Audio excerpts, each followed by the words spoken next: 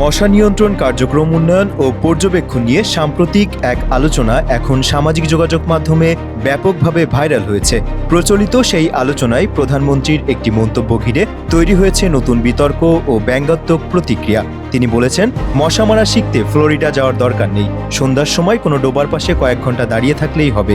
Chittagong city কর্পোরেশনের mayor ও কয়েকজন কর্মকর্তা মশা নিয়ন্ত্রণ কার্যক্রম পর্যবেক্ষণের জন্য যুক্তরাষ্ট্র সফরে যেতে চেয়েছিলেন।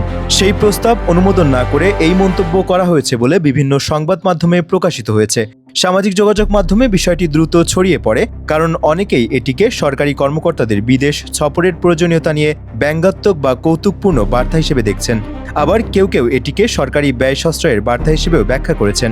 সামাজিক যোগাযোগ মাধ্যমে বিষয়টি নিয়ে চলছে নানা রকম ব্যঙ্গ, মিম ও প্রতিক্রিয়া।